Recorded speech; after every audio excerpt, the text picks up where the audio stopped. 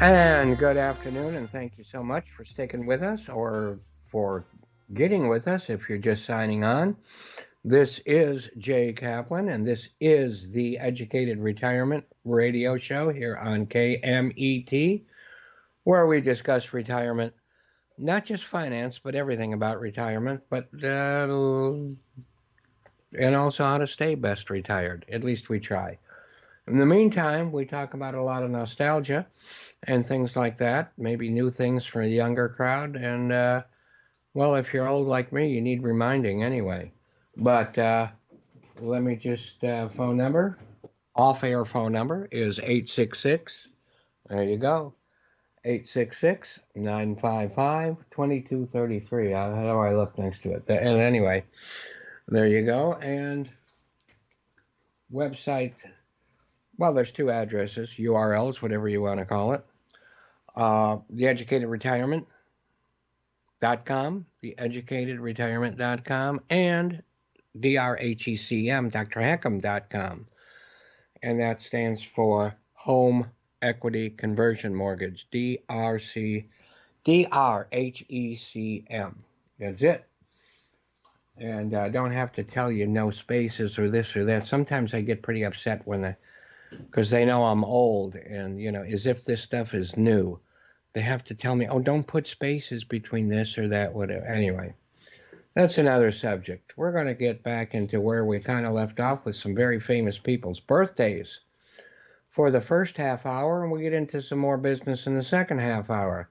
But Patrick Nagle was born yesterday on the 25th. Not born yesterday, but that was good movie, Judy Holliday, right? Mm-hmm. Yes. That's for another subject. Anyway, another day. Patrick Nagle was born 1945, which would have made him 1 year older than me, and unfortunately left us in 1984. So Patrick Nagle was an American artist and illustrator and created popular illustrations on board, paper, and canvas. His work is considered Art Deco and pop in style. He's best known for his work for Playboy magazine and the music group Duran Duran, for whom he designed the cover of their best-selling album, Rio. That was, as far as I know, that was the only album cover work he did. But, boy, he was well known for so much else, the Playboy thing and, everything else. But Nagle was born in Dayton, Ohio, and was raised and spent most of his life in the Los Angeles area. And after serving in the U.S. Army in Vietnam, he attended the Chouinard Art Institute, Chouinard Art Institute in Los Angeles, and received his Bachelor of Fine Arts from Cal State University Fullerton, which is where I matriculated. So he worked as a graphic designer for ABC Television, kind of like ABC Radio, but for television, and began work as a freelance artist for major corporations and magazines, including Architectural Digest, Rolling Stone, Harper's Magazine, to name a few. Patrick produced album covers for recording artists. I guess there were more. I guess I was wrong about that. Such stars as Tommy James, Thelma Houston, and Duran Duran, as well as commercial clients, Lucky Strike cigarettes, there we go with more cigarettes, Ballantine's whiskey, and Budweiser. And let's get a couple of pictures of what he looked like, and then we'll get into some of the stuff he did. There he is, as he looked probably more mature before he passed away. And here's another. This is a picture of him, movie being taken about it. There's been several documentaries and that kind of thing. So there he is. And his studio and his apartment was actually above the Wiltern Theater on Western and Wilshire. Beautiful Art Deco building. And anyway, great. He contributed to Playboy magazine between 1974 and 1975 and 1984, regularly contributing with one painting being published every issue. Nagle in 1977 made his first image for Mirage Editions. I wish I could show you. We have a Mirage Editions poster that he did not do, but I like anyway. Printing many images, most famously being those of Nagle women, as well as celebrity portraits, including Joan Collins and Joanna Cassidy. I don't remember those. Do you remember those? Yes. Okay, well, what can I say? Let me show you some of his stuff before we get into some of the weirder. All right, just to show you a cover of, that was on the cover of Palm Springs Life. Got a original lithograph up on the wall, right over there, actually. But anyway, it's pretty big. Yeah, tons of this stuff. Yeah, anyway. Here is one. We have another book we couldn't find. It's like records. Sometimes you can't find them. This is in a slip cover. Very nice, heavy printed whatever cover. And it comes with its own lithograph, which I don't want to touch too much, but there's a real live lithograph in there. I think you can see that from here. And has lots of his other stuff, which I don't want to get too much into. Oh, some of them are nude. We don't want to do that. Oh, there's Joan Collins right there. There she is. And I don't want to spend too much time on the visuals on the radio, but there's one with a horse of a different color. See if I could find the Duran Duran. Yeah, see if you can find Duran Duran while I'm talking here.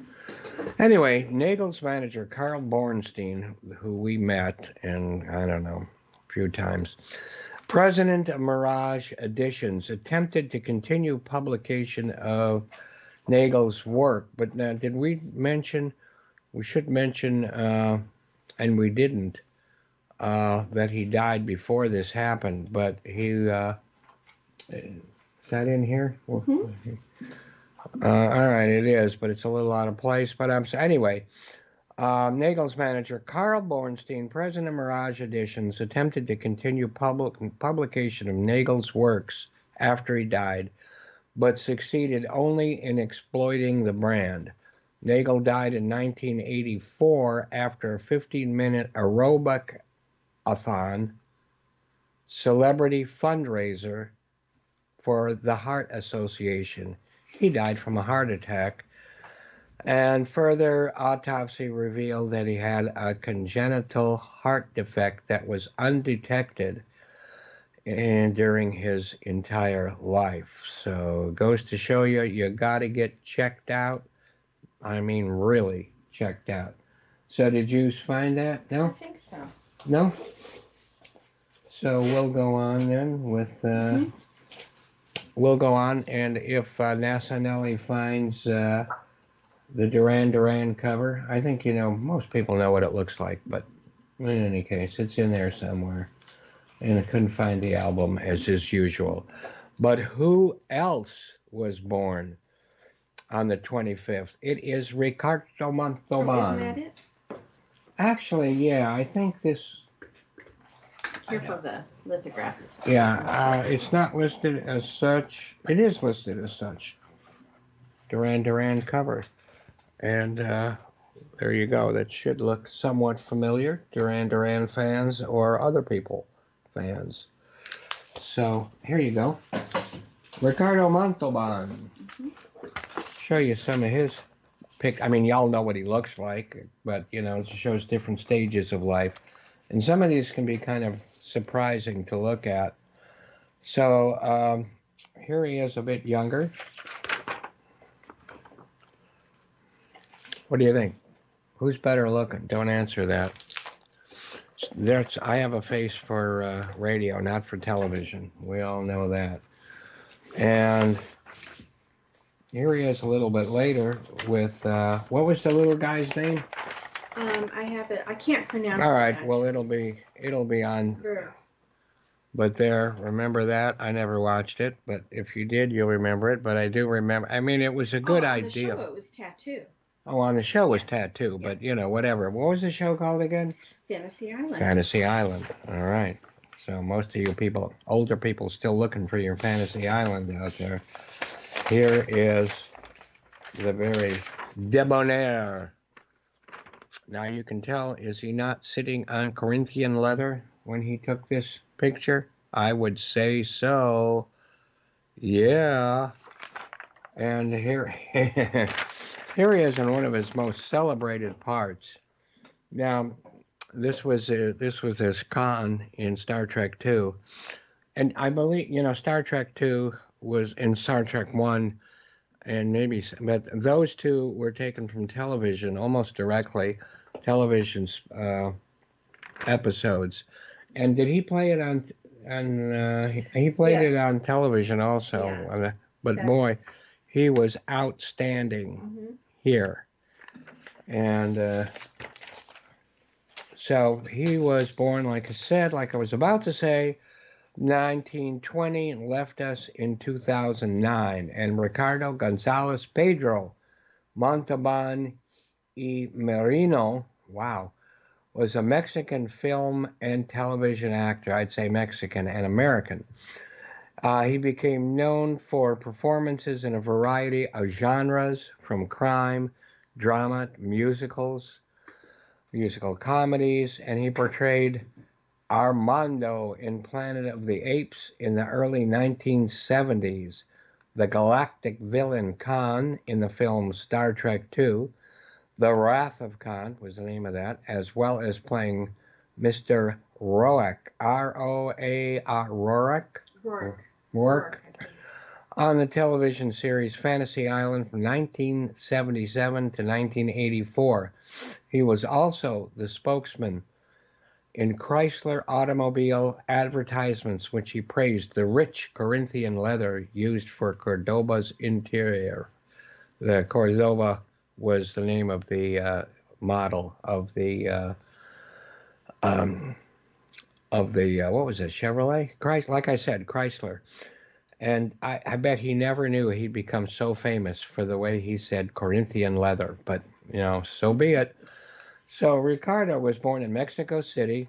As a teenager, he moved to Los Angeles and then on to New York City in 1940 and earned a minor role in a play. He appeared in musicals and as an extra as a member of a singing chorus and got a lead role in a film in 1941. Ricardo returned to Mexico after learning his mother was ill. There he acted in a dozen Spanish-language films and became a star in his homeland. He later got to be very popular with Metro-Goldwyn-Mayer, starring with Esther Williams, Frank Sinatra, Shelley Winters, Lana Turner, Anne Bancroft, and Rhonda Fleming, and worked under directors Don Scarry, John Sturgis, just to mention a few. So Montalban made appearances in television such as the Ford Television Theater, General Electric Theater, Dick Powell's Theater, Wagon Train, Chevron Hall of Stars, Burke's Law, I remember Burke's Law now, and Dr. Kildare. I don't need to tell you about the 50-cent tip that the doctor left me when I was waiting tables at a place called Clementine's every time. But anyway, as well as on the Broadway stage, Ricardo's best-known television role was that of Mr. Rook on Fantasy Island from, like I said, 1977 to 1984. It included his sidekick Tattoo, whose name was Herv Villenchaize, Villechaize. His role as the villain Khan in Star Trek II, The Wrath of Khan, is considered his greatest role of his career. And to settle the debate, his muscular chest that was filmed was his own. He explained on Johnny Carson that he was able to achieve the look by doing a lot of push-ups. Yeah, not as many sit-ups though as our old guest that did what, 3,000 or 10,000 sit-ups. Oh, yes. Yeah. Anyway, we'll talk about him when he comes back on the show again. But he's been co-hosting with Daryl on the West Coast Business Review. So Ricardo won one Primetime Emmy Award in 1978 for TV's How the West Was Won, and Life Achievement Award in 1994 from the Screen Actors Guild. Ricardo played in over 30 films and many television appearances. And here is a short list of his films. Fiesta, 1947, musical drama directed by Richard Thorpe, starred Esther Williams, Mary Astor, and Sid Cerise. Sayonara, 1957, a drama directed by Joshua Logan, starred Marlon Brando, James Garner, and there was some Asian people that I don't recall right now, but for some reason they're not listed here. And the film was nominated for 10 Academy Awards and won 4. Cheyenne Autumn, 1964, was a Western directed by John Ford and starred Richard Widmark, James Stewart, Carol Baker, Edward G. Robinson, and the film was nominated for 1 Oscar for Best Cinematography. The Singing Nun, 1966, musical drama, directed by Henry Coster, starred Debbie Reynolds, Greer Garson, film nominated for 1 Oscar, Best Musical. Nominated or just nominated? Escape from the Planet of the Apes. Well, let's take a look at a couple of these. Escape from the Planet of the Apes. Okay, I don't think this is that one, but it is one that it's Planet of the Apes. And this is a soundtrack. Boy, this is on too tight. We got to put a looser one so we can. Yeah. This is so tight. Anyway, Jerry Goldsmith has did so many great things. I think did Chinatown, remember, and so much else. Here, let me show this. Anyway, let me show you from this booklet. Here is The Wrath of Khan. Here you go.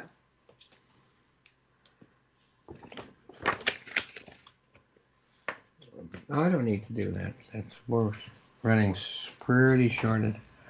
Oh, this came with this Headline.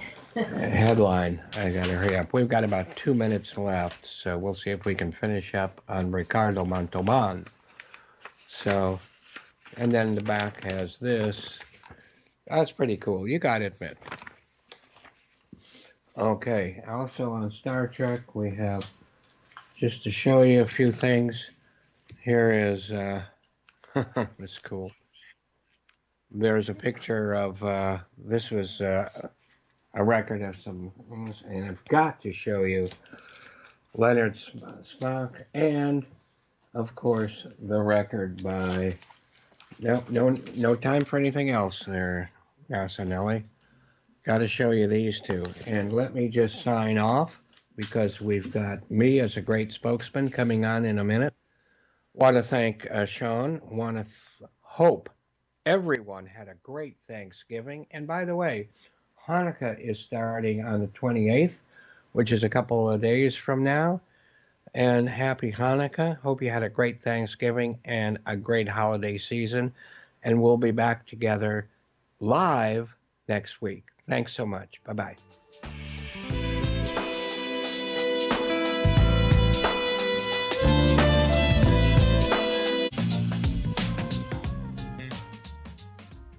Hello, and welcome to this brief webinar on reverse mortgage facts and a few things like that. So very glad that you're here. Happy to see you. And let's get started. And this, like I said, won't take very long at all, and you'll have a lot of chance to come and go from it in the future and ask questions. So, isn't it time to learn how a reverse mortgage can work for someone like yourself, or for me, or for anyone? And yes, I already have one, so I'm not just talking or trying to sell. I believe in it to the fact that my family has one. And in the past, let's just get into some myths versus what the truth is today. And in the past, there were many unregulated reverse mortgages. Many banks had their own version. Many were not good. So every bank on every corner had its own version.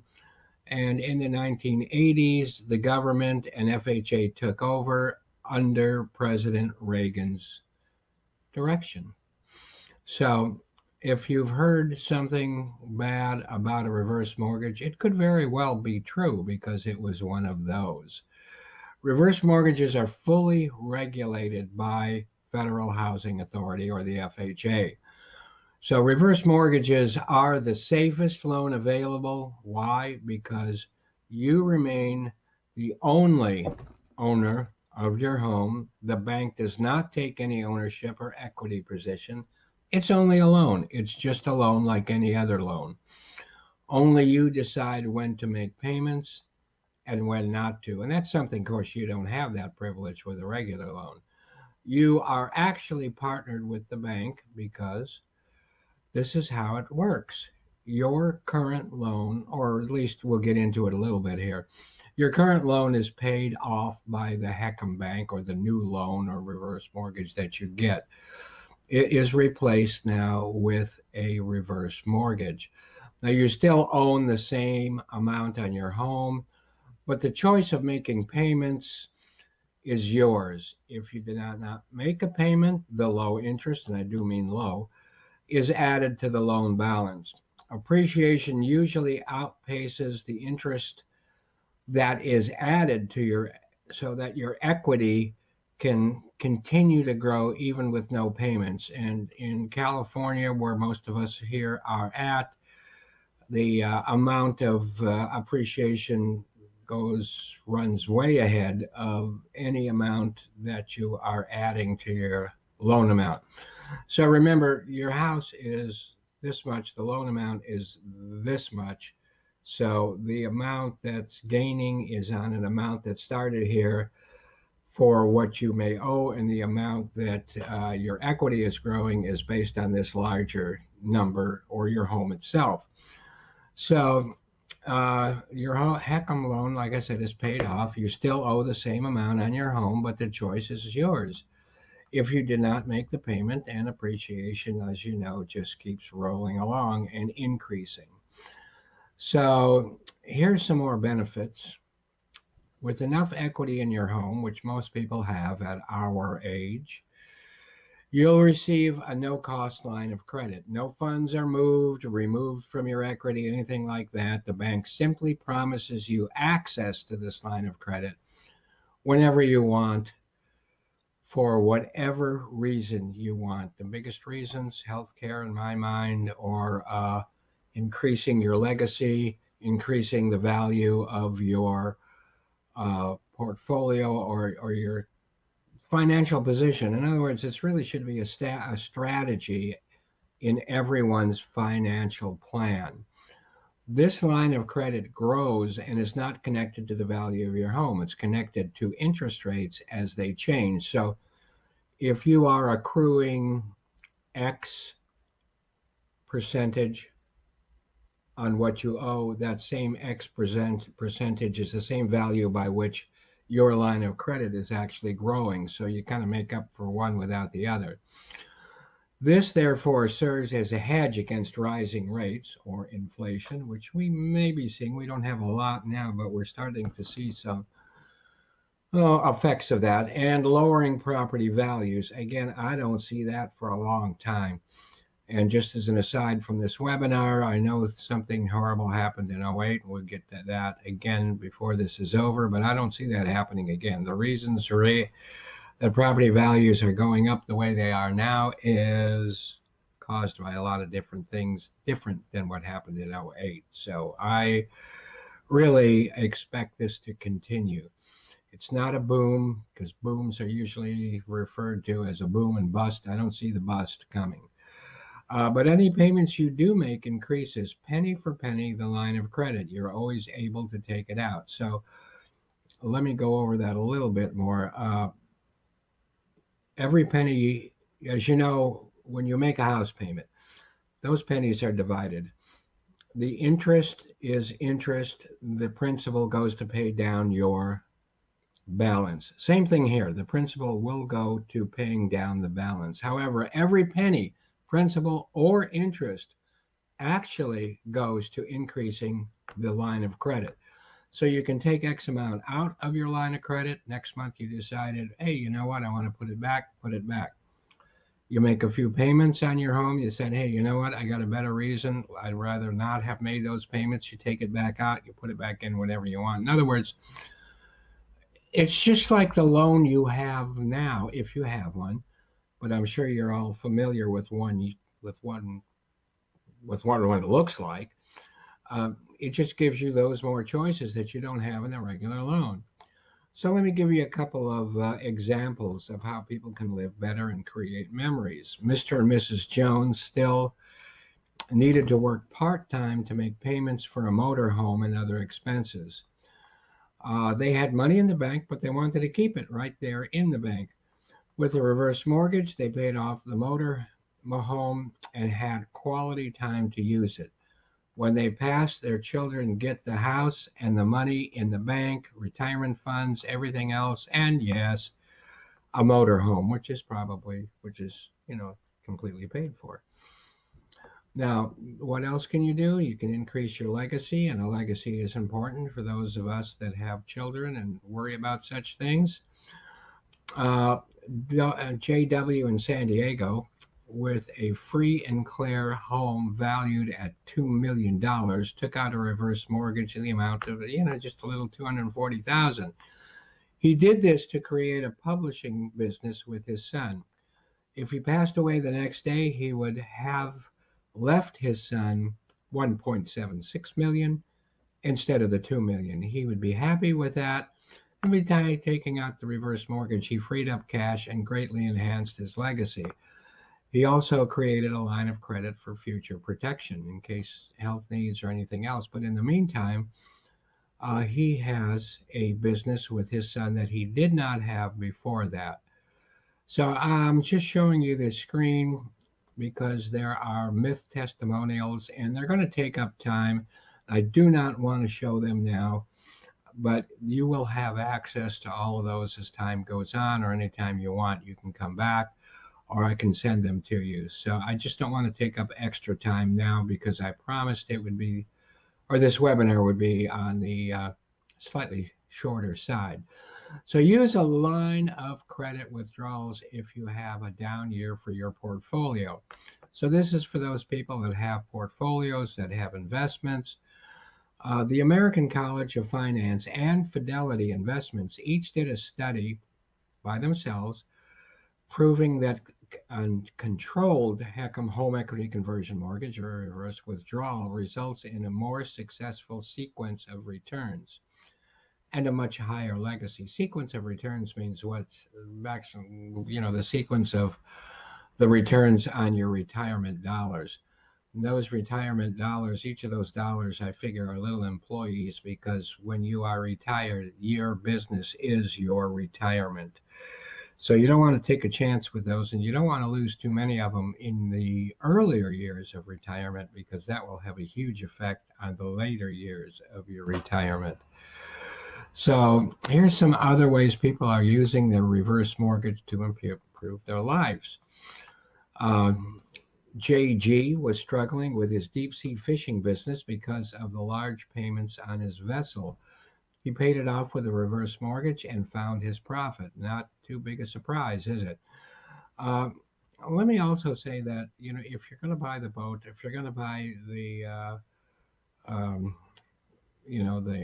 showed an Airstream trailer, but you know what I mean, recreational vehicle, you can still, it makes a whole lot more sense to pay for it in cash with money from the reverse mortgage, and then make payments back to your reverse mortgage. Interest rate be a lot less, and you'll be gaining back and all of those benefits that you may think you borrowed against. So DM was living in a large home by himself. He sold and moved to a fourplex using a reverse mortgage and was able to live with zero payments while collecting rent on the other units. Uh, Not a bad idea, but I'm going to recommend you use a property manager. I sure don't want my 3 or 2 or 1 neighbor knowing I own that property, nor do I want them calling me at 3 o'clock in the morning because something's broken down. So, with a reverse mortgage to buy this, also you can buy other properties with a reverse mortgage and use them as rentals. The other thing you can do is you can use them as your retirement home. Buy them now before the rates go up that much more. And if values go up, which we know are going up, I don't see rates really going up a great deal for a while. But if, the values definitely are going up, buy that retirement home now, rent it out in the meantime or whatever, or use it or whatever, but stick it aside, get it at today's rate. And you should probably, or of course, we'll talk about it. And we can talk about it at the beginning, middle, or near the time of total retirement. There should be equity left over for you to do what you want to do and sell the home. And of course, just as an aside here, when you do sell a home, all the equity is yours. We're going to get into a little bit more of that in just a few minutes here. So, what else can you do with a reverse mortgage? You can help a family member with a down payment on a home, or children, grandchildren. Help children or grandchildren with educational costs. Go on a vacation now when you can all enjoy it. Create your memories now. Have living memories rather than after you're gone memories. Upgrade your home for aging. Yeah, you can do that. You can put a handle on your front door steps. You can should easily be able to add like a stair lift if you have a 2-story. I always wanted one of those stair lifts. The problem is I live in a single story, but that's another story. So you want to upgrade your home for aging, and one of the reasons you want to do that is you want to age in place. Now, sometimes you want to right size to a smaller or a place closer to the kids or whatever, but regardless of whether it's this place or that place, aging in place has been proven that you're going to probably live longer and probably live happier. So that again has to do with the growing line of credit and the ability to use that line of credit for any health care or to be able to stay in place, or let's face it, to pay for, I keep calling some of it health care. It's not really officially health care, but in-home care by, and a lot of companies do that. And you want to get to know some of those in advance, because who knows what's going to happen, even if you want to use them for a short period of time. But, Medicare doesn't pay for those kind of things. So a reverse mortgage does. So the following items apply to all HECM borrowers. Again, I don't mean to be interspersing. It sounds like HECM sounds like I've got a stomach problem, but home equity conversion mortgage is the real name for this program. It converts your equity into liquid equity. It doesn't mean you're spending it. It means you now have the ability to touch it, to use it when you want to. All members or all borrowers in the household must be 60 years old or older. Now, there is what's called a non-borrowing spouse, and you can definitely do it if your wife or your husband is under 60. We can talk about that. I don't want to use up time here, but it's definitely still there. All borrowers must be U.S. citizens or legal residents. At least one borrower must live in the property as his or her primary residence. The property must be owner occupied, but it doesn't keep you from buying rental property. So Now, there's no police that come around to make sure you're still living in it. They're going to send you a letter once a year, and you or somebody else is going to send it back. You're certainly permitted to take trips around the world. You're permitted, of course, to go into a nursing home for, if it's going to be temporary, that's fine. If it's going to be a year or less, that's very easy. Only when the last person is gone, passes away, earns their wings, whatever you want to call it, will there be a need to address the outstanding balance. All borrowers must receive counseling. The reverse mortgage professional provides a list of counseling agencies to the borrower. So you get to talk to a third person, somebody who is not particularly involved in your situation, just wants to make sure that you understand it and that the loan officer did a good job. Okay. The maximum claim amount is right now has just gone up to 822,375. Now that does not at all mean that you're going to get that amount, nor does it mean that that's the maximum that you get. It just means that's the number that goes into the formula to figure out what you need. And on the jumbo loans, which are great, those go up to 4 million, although I've heard loan amounts, not the purchase, not the value of the loan of the property like we were talking about before, but loan amounts I've heard of as high as 6 million. So you need a quick 6 million, go ahead. In fact, I know of one down by the Ritz-Carlton down here in Southern California. Property, $25 million, free and clear, took out $4 million so that each of his children could have a $2 million home free and clear. And I wasn't lucky enough to be the one that did that loan, but I did try to present myself as his third child, but the guy decided I looked more like his father than his children. But anyway, here are some advantages between a HECM and a regular loan. So let's say, let's divide the room up into two. You've got plan A over there. You've got plan B over there. Plan A people must make a payment every single month.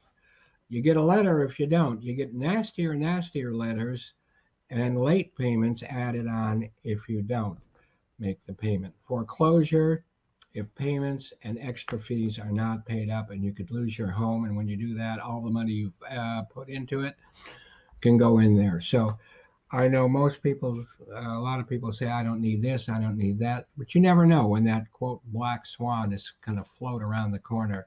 You never know when there's going to be a surprise health situation, family emergency. You just never, ever know. Plan B, that's the group over there. They make payments on their loan when they think it best for them to do that. When they don't make that payment. No letters if you're late, no foreclosures, no chance of losing those, and no loss to you and your heirs, no future responsibility to it. It's a non-recourse loan, so nobody will ever be responsible should there be any kind of a problem. Should you pass away with no children, it's, to give it to whatever, nobody, the estate, nothing has to pay up. And we're going to get into a little bit more of that pretty quickly too.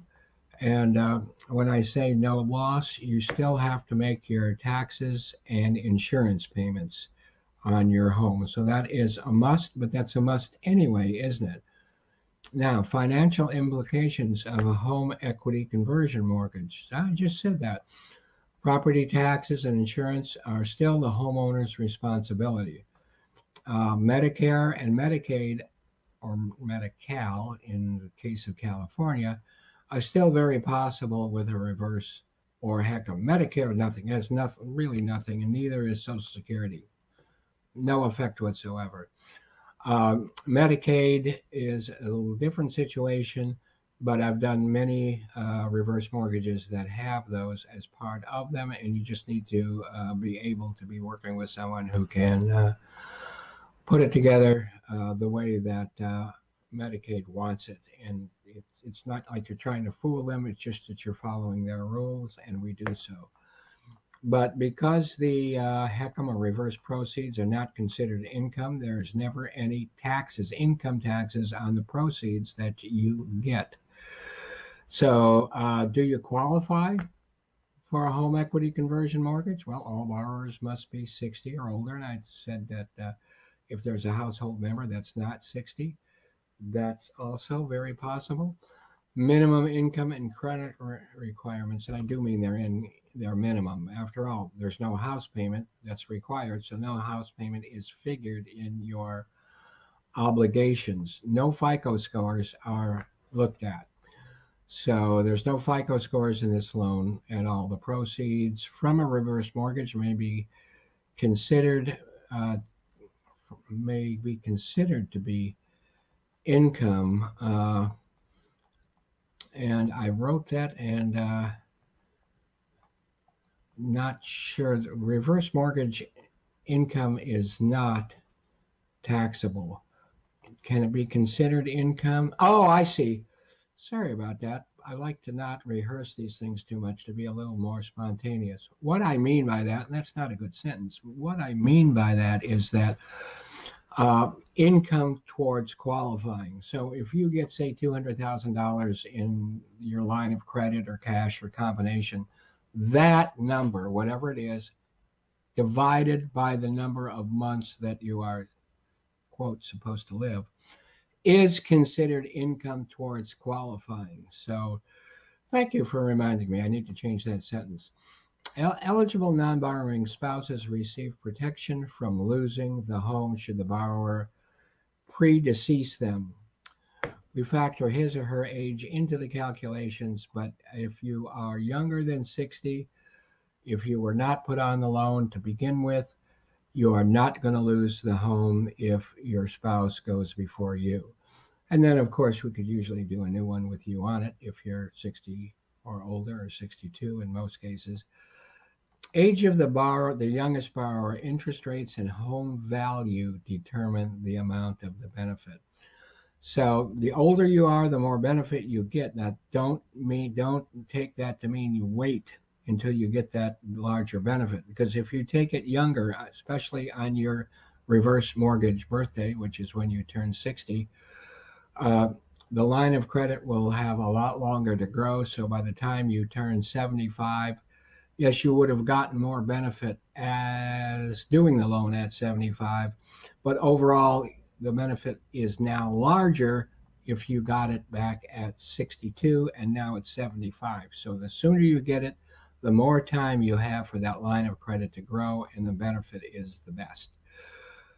So borrowers own the property, and as such, are responsible for paying property taxes and homeowners insurance, as well as general upkeep of the property. Don't ask me how they find out about the upkeep. They don't, but you want to keep your home in living condition no matter what anyway.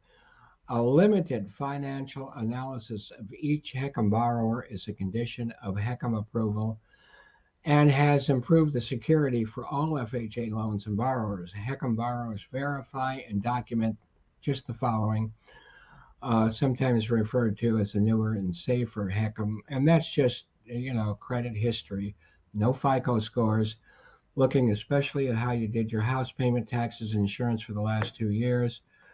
Emphasis on that, on those, and income is satisfied in almost every single case only by Social Security, and again, no FICO scores. Now let's get into the repayment period of time. The loan is scheduled to be repaid when the last borrower or non-borrowing spouse no longer lives in the home as their primary residence. The borrower can be gone for extended periods for health or vacation. I think we mentioned that. The loan can also be repaid in cash from any source, such as other assets, proceeds from life insurance policy, or a loan refinance. So sometimes, you'll have life insurance or buy extra life insurance if you can qualify with proceeds from the reverse, and give your heirs that much more insurance to pay off the house and to enjoy their life with. So no matter what happens, no debt is passed along to the heirs, and there's no personal liability. I can hardly think of any other loan that gives you all of those benefits. Once the loan is repaid, any remaining equity belongs to the homeowner or their heirs. And I think we explained, and I'll just touch upon again, that no matter how long you're in the property, the value of the property is going to increase, and the amount of the loan could increase, doesn't have to. But if you don't make payments, the balance will increase, but the value of the home in almost every situation is going to greatly outrun whatever that is.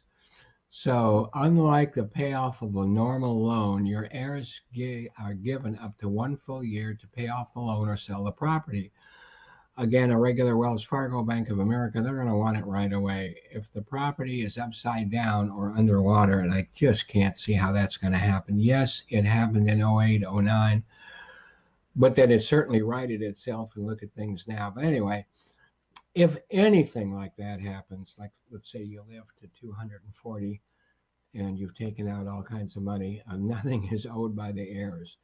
Should the heirs want to keep the property thinking that values are coming back, they can purchase that, pay it off at 95% of the current value, not the loan balance. So just for round numbers, if the home is worth 400 and the loan is worth 600, they do not pay off the 600, they pay off 95% of the 400. What other loan will allow you to do that? None.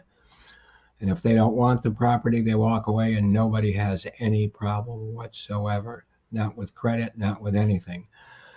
Remember that when used properly, the reverse or HECM can be used to increase your legacy to your heirs. So, I look at it as a way of strengthening not only your financial situation, but your legacy and your own protections. You can always, in a summary, you can always make payments on a reverse mortgage like any other loan. You can put it in forward gear to make payments, and this is only when you want to. You can put it in neutral, making interest-only payments so that your loan balance never changes, but your payment has now come way, way down. And of course, at the same time, your equity will highly increase. You can put it in reverse, and I don't need to say too much more about that. A HECM is simply an add-on to a normal mortgage that you are used to. If you have no mortgage right now, it can work even better by giving you more of a line of credit. It is not a huge change and gives you choices. It differs only in that there are more protections and security than other loans. So don't miss out on this opportunity. And did you know that other countries also offer reverse mortgages? I've got just a few things here. Sometimes you can't even keep up with the banks, and the banking systems can't even keep up with it. So you can read some of these things here. Canada is going gangbusters. Australia is making sure all their people know about this when they turn their age. And most of these countries, it is younger than it is here. But that's not within our scope. So thank you very, very much. And I want to remind you that I'm here for any and all questions. 866-955-2233, 866-955-2233. My email is bestloantoday@gmail.com, bestloantoday@gmail.com. And if you do call or you've given your information anyway to be here. I'm not going to abuse that information. I'm not going to keep calling and this kind of thing. I do not do that. I want to make sure that you are educated and have the choices at hand that you need for a great retirement. So this is Jay. I'll be signing off for now, but I'm really looking forward to your comments and questions. Take care of yourself, okay? And be sure to come back to this webinar whenever you like, and to ask as many questions as you like. That is what I live for. Take care of yourselves. Bye-bye.